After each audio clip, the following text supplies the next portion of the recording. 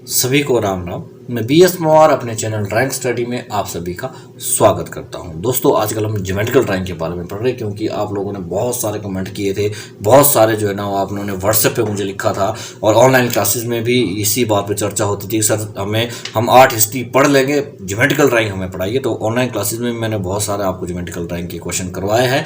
आज जो मैं टॉपिक लेके आ रहा हूँ ये हमारे कंटिन्यू जो है ना छठा टॉपिक है और आज का टॉपिक भी बहुत इंपॉर्टेंट है। मैंने कल के वीडियो में भी बता दिया था कि ये टॉपिक बहुत इंपॉर्टेंट है। कल जैसे इंपॉर्टेंट टॉपिक था वैसा ही आज का भी इंपॉर्टेंट टॉपिक है। तो यदि आप चैनल के साथ नए जुड़े हुए हैं या आपने अभी तक भी चैनल को सब्सक्राइब नहीं किया है तो चैनल को जरूर सब्सक्राइब कर लें ताकि इसी तरह की इंपॉर्टेंट और इंटरेस्टिंग जानकारी आपको लगातार मिलती रहे और DM कमीशन में आपको ये बहुत ज़्यादा फायदेमंद हो। तो देरी ना करते हुए शुरू करते हैं आज का टॉपिक।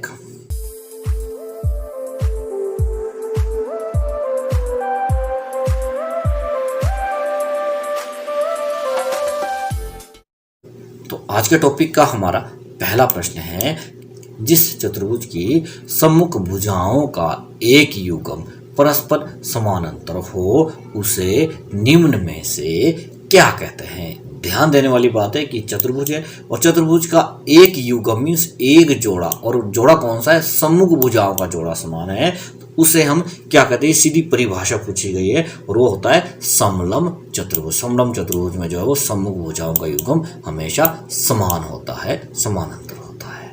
अगला है प्रश्न नंबर 2, उस चतुर्भुज को निम्न में से क्या कहते हैं जिसकी सम्मुख भुजाओं का प्रत्येक युग्म समानांतर या बराबर हो, मतलब हर जोड़ा जो है वो इक्वल है, बराबर है, उसे हम जो है वो क्या कहते हैं। तो उसे हम कहते हैं समानांतर चतुर्भुज, क्योंकि उसकी आमने सामने की भुजाएं जो होती है, जोड़ा जो है वो इक्वल होता है, तो उसको हम बोलते हैं समानांतर चतुर्भुज।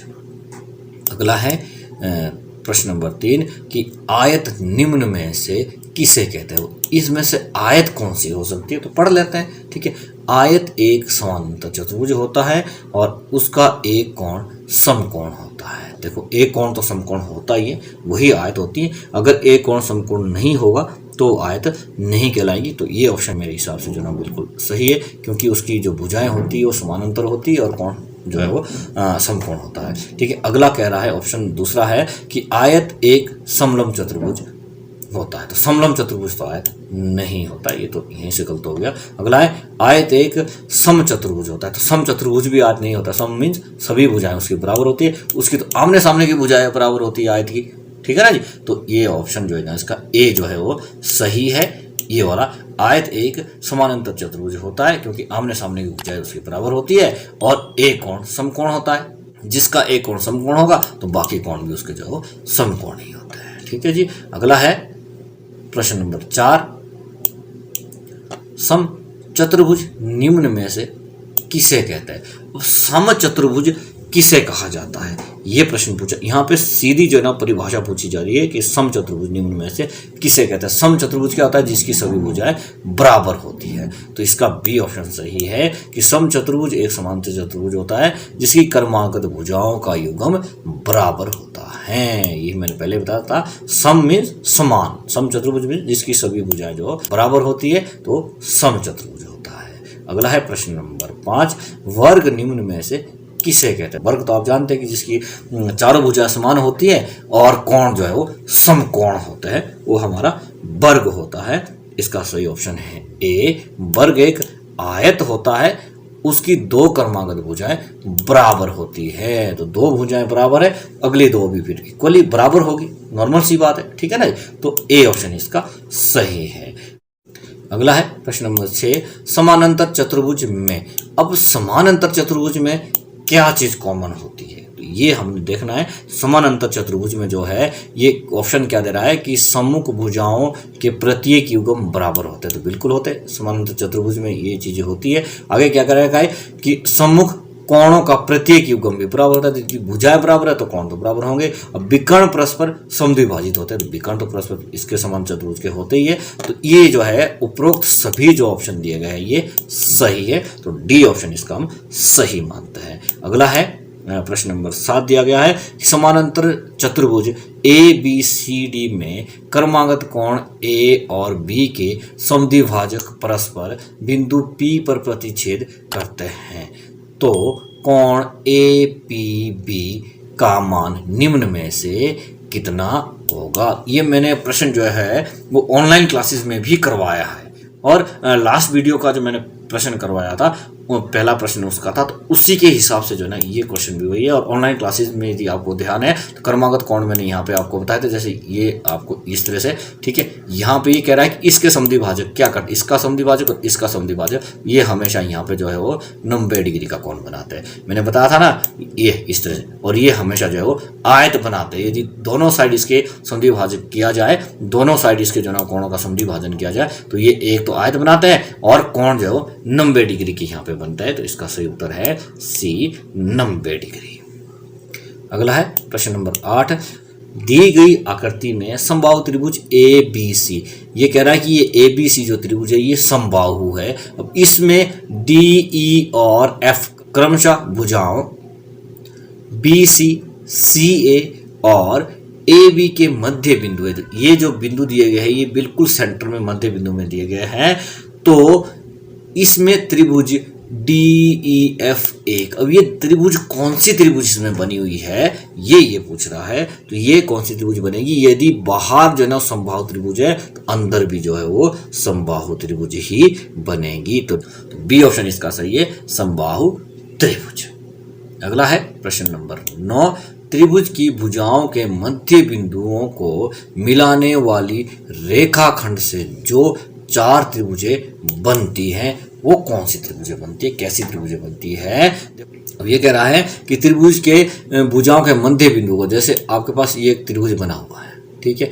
अब आप देख सकते हैं यहाँ से एक रेखा यहाँ आ जाएगी, एक इसके बीच से यहाँ आ जाएगी, एक रेखा हम यहाँ लगा दें, एक त्रिभुज बन गई, ये दूसरी बन गई, ये तीसरी है, ये चौथी है। तो 4 त्रिभुजें बन रही है, ठीक है। ये कह रहा है ना कि 4 त्रिभुजें बनती है, तो वो कैसी त्रिभुजें होती है, तो वो जो है ना परस्पर सर्वांग संग होती हैं। तो सी ऑप्शन इसका सही, ये भी एक दूसरे के जो है वो बिल्कुल इक्वल होती है, बराबर होती है, सर्वांग संग होती है।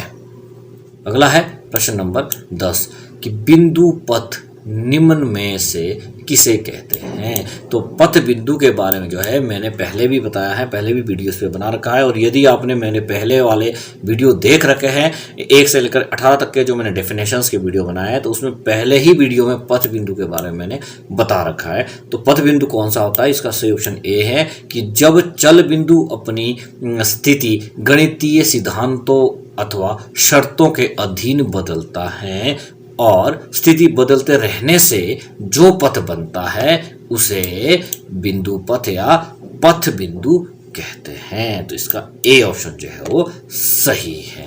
अगला है प्रश्न नंबर 11 कि 2 बिंदुओं का बिंदु पथ। अब 2 बिंदुओं का बिंदु पथ कैसा है, जो स्थिर बिंदुओं से समदूरस्थ हो, उन 2 बिंदुओं को मिलाने वाली सरल रेखा का लंब। तो लंब कैसा होता है उन 2 बिंदु को मिलाने वाला, तो वो हमेशा समद्विभाजित होता है। तो सी ऑप्शन इसका सही है।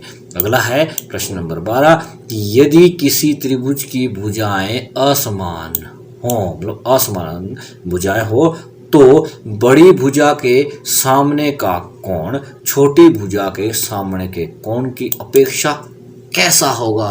तो यहाँ आपने देखना है कि बड़ी भुजा के सामने का कोण जो है वो हमेशा बड़ा होता है और छोटी भुजा के सामने का कोण हमेशा छोटा होता है। देखो अगला हम पढ़ते हैं इसमें प्रश्न नंबर 13 कि किसी त्रिभुज के बड़े कोण के सामने की भुजा। तो देखो यदि बड़ी भुजा के सामने का कोण बड़ा है तो बड़े कोण के सामने की भुजा भी जो होती है वो हमेशा बड़ी होती है, क्योंकि कोण बड़ा है तो भुजा बड़ी होगी, भुजा सामने की बड़ी है तो कोण भी बड़ा होगा। अगला हमारा प्रश्न है इसमें प्रश्न नंबर 14 कि प्रत्येक त्रिभुज की भुजाओं के लंब, और प्रत्येक त्रिभुज की भुजाओं के लंब कैसे होते हैं। तो वो जो है इसका सही उत्तर है डी, समद्विभाजक एवं सम होते हैं। डी ऑप्शन इसका सही है। अगला है प्रश्न नंबर 15।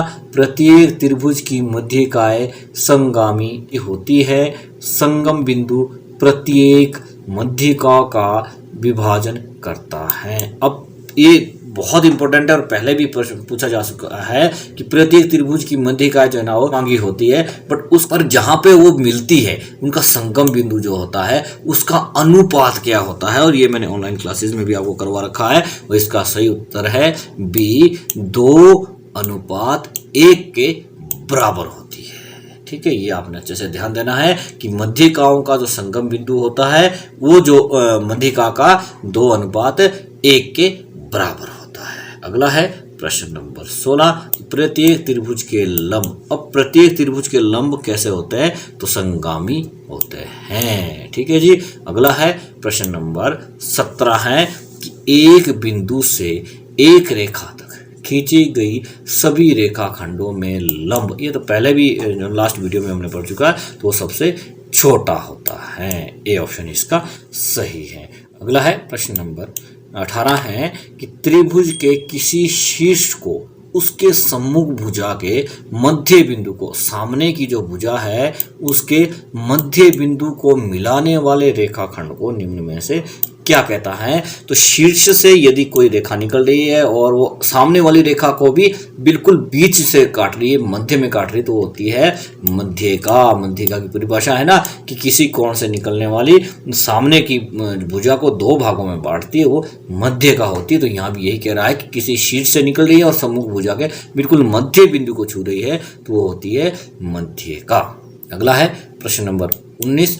त्रिभुज की भुजाओं के लंब, त्रिभुज की भुजाओं के लंब समद्विभाजकों का संगम बिंदु को निम्न में से क्या कहते हैं। तो लंब जहां पे एक दूसरे को समद्विभाजित कर रहे हैं, एक दूसरे पे मिल रहे हैं, वो संगम बिंदु जो है उसको क्या कहा जाता है, तो उसको बोलते हैं परिकेंद्र। बी ऑप्शन इसका सही है, उसको परिकेंद्र कहा जाता है।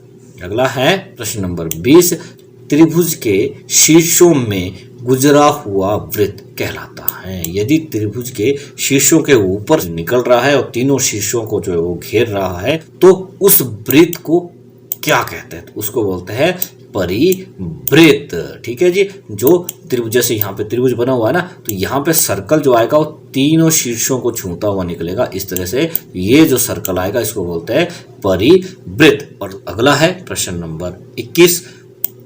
परित्रिज्या निम्न में से किसे कहते हैं। अब परित्रिज्या किसे कहते हैं, तो ये एकदम साथ साथ वाले क्वेश्चन है, बिल्कुल जो है ना आंसर इनके साथ साथ में दिए गए। तो परित्रिज्या किसे कहते हैं, तो हम ऑप्शन नंबर 1 पढ़ते हैं कि त्रिभुज के शीर्षों में से गुजरा हुआ वृत्त परिवृत्त कहलाता है। तो ये हम ऊपर पढ़ चुके हैं। आगे क्या कह रहा है कि और इस परिवृत्त की त्रिज्या को, इस परिवृत्त की त्रिज्या को हम क्या कहेंगे, परित्रिज्या कहेंगे। यहां से जो त्रिज्या निकलेगी, ये जैसे मान के चलो अब यहाँ पे सेंटर में से आ रही है, तो इसको हम बोलेंगे परित्रिज्या।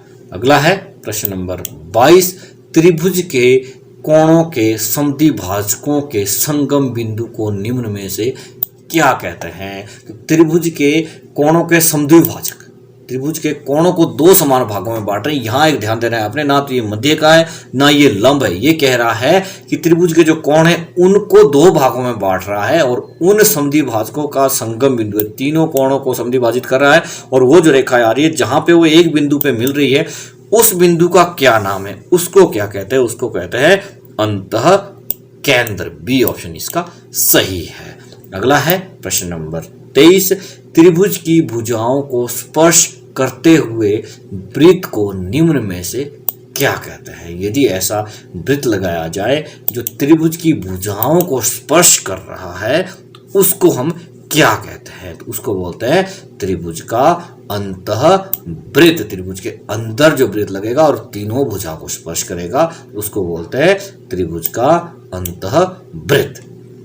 अगला है प्रश्न नंबर 24 कि अंतःत्रिज्या कहते हैं। अब अंतःत्रिज्या किसे कहते हैं, तो ऑप्शन नंबर 1 पढ़ लेते हैं इसमें हम कि त्रिभुज के शीर्षों में से गुजरा हुआ वृत्त परिवृत्त कहलाता है। तो परिवृत्त कहलाता है और इस वृत्त की त्रिज्या को उसको बोलते हैं परित्रिज्या। बट यहां क्या कह रहा है, ये कह रहा है अंतःत्रिज्या। अंतःत्रिज्या क्या होती है, तो ऑप्शन नंबर बी पढ़ लेते हैं कि त्रिभुज की भुजाओं को स्पर्श करते हुए वृत्त को अंतःवृत्त कहते हैं। और ऊपर हमने 23 में पढ़ लिया तो बिल्कुल सही है।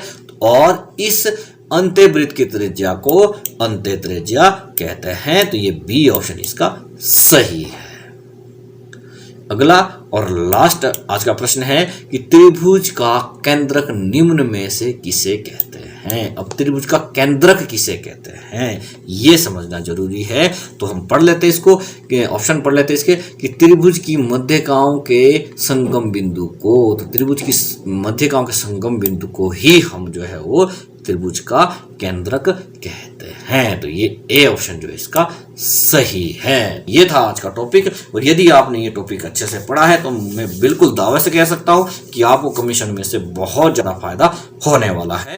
ये था आज का हमारा टॉपिक। और यदि आपने अभी तक भी वीडियो को लाइक नहीं किया है तो प्लीज वीडियो को लाइक कर दें, मेरा उत्साह बना रहता है। और इन क्वेश्चनों को आप अच्छे से लिख लें, अच्छे से पढ़ लें और एक बार नहीं 10 बार 20 बार इनको प्रश्नों को आप पढ़िए तो ही आपको इसमें फायदा हो सकता है। तो अभी तक भी यदि आपने चैनल को सब्सक्राइब नहीं किया है तो चैनल को जरूर सब्सक्राइब कर लें ताकि इसी तरह की इंपॉर्टेंट और इंटरेस्टिंग जानकारी आपको लगातार मिलती रहे। Thanks for watching my channel drawing study.